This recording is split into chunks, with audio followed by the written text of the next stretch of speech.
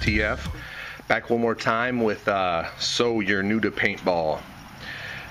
Today, obviously, we're going to be talking about barrels.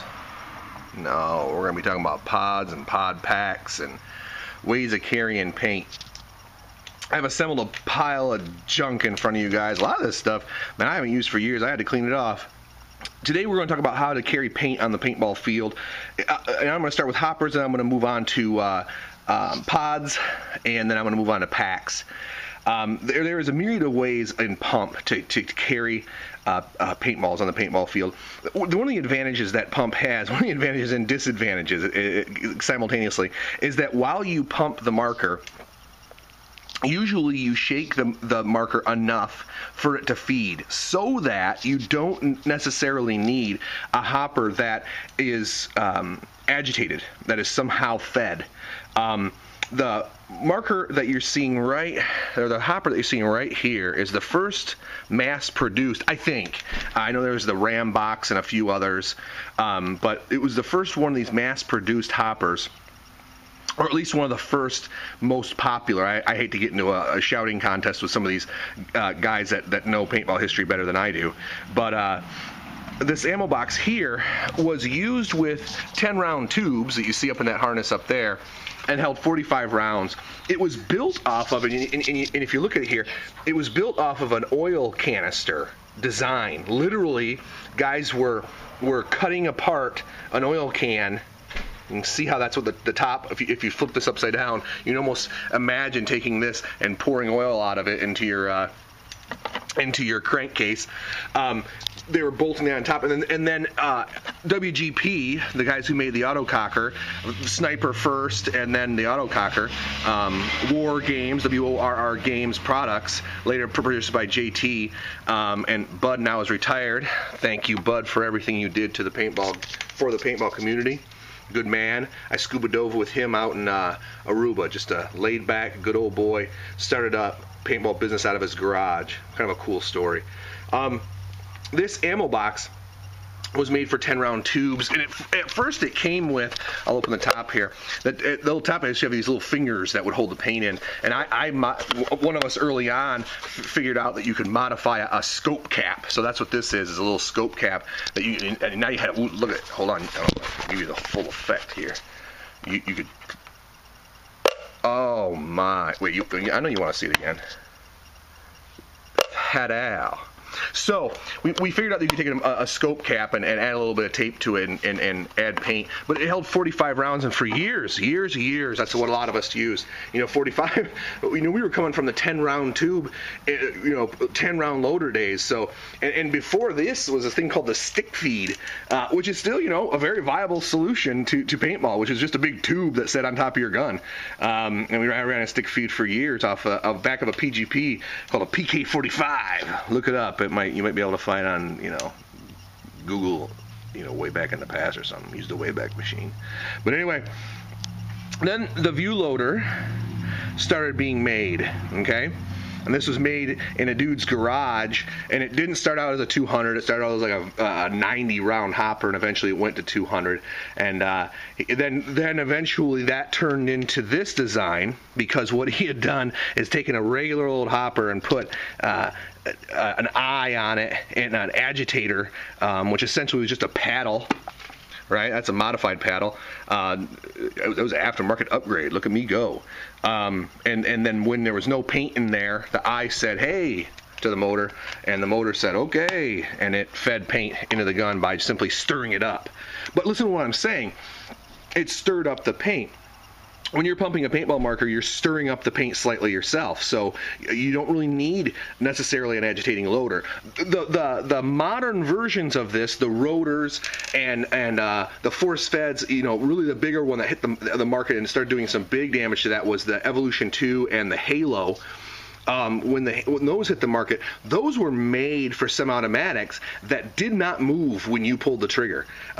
Especially something like the Matrix, the early Matrix, it just didn't shake. And so when you pulled the trigger, if you weren't shaking it yourself, you weren't feeding paint. So to fill that market was an agitating loader or a force-fed loader, which is what the rotors now are, and the other designs of that ilk. that feed paint into the marker at an ungodly rate. You cap out your marker at like 13 balls a second, 12 balls a second, 11 balls a second, depending on what tournament you're in, and the marker can in the hopper can feed 30 balls a second. The prophecy loaders and all these like that. Up here we've got a sport shot hopper, which was originally designed to be a very inexpensive loader, put out by Extreme Rage. What up, Poopy? Todd Adamson started the company, who played for Aftershock at the time, called Extreme Rage. Sold that eventually, and now it's owned by Empire. So he's not in the business anymore. He's in Florida with his beautiful wife, Tammy, hanging around with Tucker, and I don't even know if he has more kids now or not. I haven't seen him since Aruba years back. But that loader was made to feed 68 caliber paintballs and 50 caliber paintballs, and the pump community found early on that it could be adapted to the pump use really easily. You just had to do some work with it, and we were so used to by then, because a lot of the old pumpers, man, we made hoppers and stuff like that in our garage. So we took this, and I sold about 200 of these. We took this and dremeled out the inside and made it feed better. And then Simon came along at Empire and brought it back, did a lot of good work with it, sent me a prototype, which I've got hanging in my garage here, and really cool stuff, man, really cool. And then there's this Winchester loader. This is kind of an anomaly, it's kind of a mistake gone right for the paintball community. This is just a cheapy little loader that someone was selling in cheapy little guns for Walmart guns and Academy if you're down south, or Sports Authority or whatever. These would just get thrown in with these cheapy little guns. But the paintball community, the pump community, said, you know what? If we take off this crap lid, literally it was a lid that would come off and you had to stick the lid back on. It didn't have a hinge. But anyway, if you took a pod and modified the pod, you could then, oh, look at what I just did there. I broke it. Until I don't use a Winchester hopper very often. If we modify a pod, we can then flip it open and feed it. And a lot of guys still use these Winchester hoppers, man. They're addicted to them. I don't care what you use. These hold like almost 50 rounds, but the reality is you can't pack them too full, so 35 is probably the most. Allen Paintball, in their let's turn out a product every 15 minutes, Allen just kills me, They have just, and they throw spaghetti at the wall and see if it sticks, and some stuff just sticks and some stuff don't. But anyway, they made this hopper, super cheapy little hopper, same feed neck as a standard, feed neck that you can buy on a gun today, and no spring on here, but that thing feeds like a little dream, man, like that little dude. So you might have that. But anyway, and there's a lot of other options that are out there. Anyway, my point is, there's a lot of hoppers out there that you can run. You can run a stick feed, you can run stock class, you can run whatever you want to run. And that brings me to my next topic, which will be pods, but I want to stick with this and finish off this point. If you're looking at, picking up a hopper, just try a bunch. They're cheap, The bottom one here, that's like $5 online. You're not going to be able to find an ammo box, but you might be able to find something that looks like it. It was cloned a lot of different ways. Patent pending. Apparently that patent never went through, or they sold part of the patent or something like that, but you can find one of those, see what you like to run. The easier one to find that's about that size is a Winchester, and it's gonna fit the mouth of these tubes, the modern tubes of today. Okay, it's gonna be easier to fill up. The Sport Shot can be had online. That's an Empire product. That's like, again, $8. So buy 3-4 of them.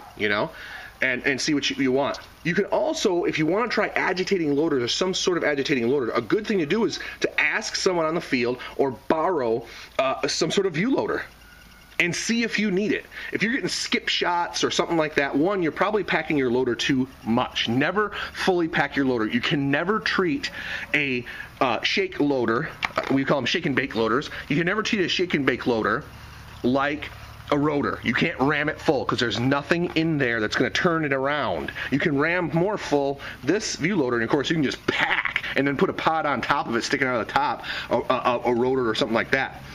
So, or a spire, So borrow some of this stuff and see if you need it. You know, honestly, you know, I went to a view loader and we used them for a while because that's what I was shooting in 2002 when I got out of electro paintball, right when the Halo was coming in, the Evolution 2 was coming in, and then now for years I've been shooting that one right there. That's just that Sport Shot Diamond does. I probably got 5 or 6 of these in there in the garage, but I still use the same ones that I Dremeled out, even though they make, you know, newer ones.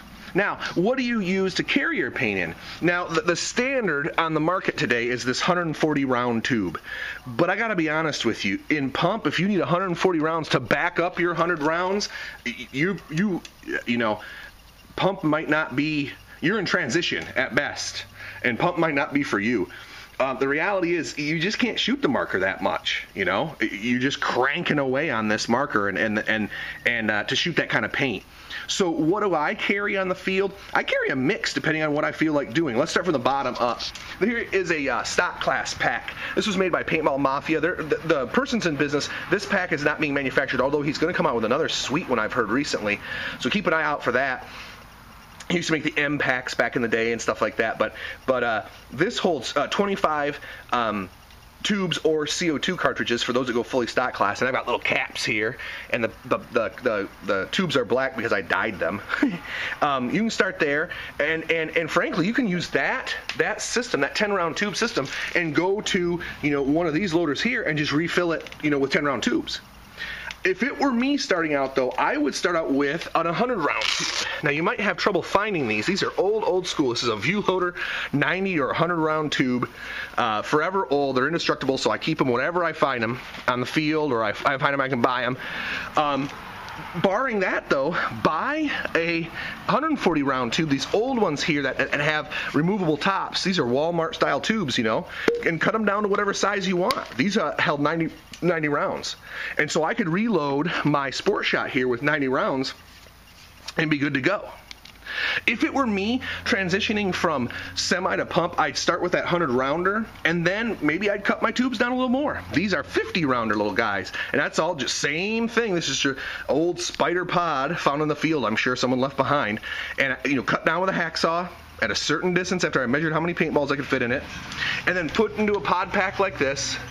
You know, and now I'm carrying 150 rounds on the field, plus 100 in there, 250. I can play, you know, 5, 6, 7, 8 games. Some of these guys can play all day on that paint and reload. Now, what kind of pack should you use? Because you're not going to be carrying a ton of paint.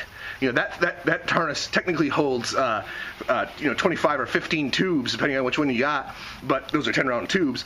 I find really small packs. I'm a big guy. You know, TF stands for tall friend, and so I'm a big dude, and I carry a 2+1 here, and frankly my squeegee's gone in here for years, and it's all raggedy and probably doesn't even hold a tube anymore.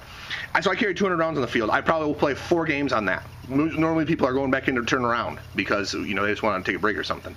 But this little pack, this strange pack, I know these aren't made anymore. That's totally a Walmart pack. I bought that on clearance, having to be wandering through there and found it. I love that stupid little thing. So it doesn't really matter what you carry. Grab your 4-pack harness, even if it was a 4+3. If you've got an old one, grab a 4+3. Like if you know, bought something else and went to mutilate it, cut it down, cut the loops off. It doesn't really matter as a pumper what you use as long as you've got a tube on you. What I don't advise, though, is just sticking one in your pocket. There's nothing more frustrating than diving into a snake, landing on your pod, crushing it, and there goes your hopes and dreams of killing people because you just ran out of paint. So a cheap harness is not a problem in pump. Pump is about saving money in part, you know. It's kind of a byproduct, but it's about saving money. So, you know, get a hopper that works for you. They're dirt cheap out there to buy a whole bunch of them. Get pods that work for you and cut them to the length that you want them, you know, starting larger and going down because you're going to be used to having a lot of paint on you. And then go smaller, and then maybe go to that stock class right there. I'm going to put a video out about why you'd want to go with less paint, but that will give you a kind of a step-by-step process of what to do when you want to go to less paint. All right, I'll see you in the next video. It makes me wonder.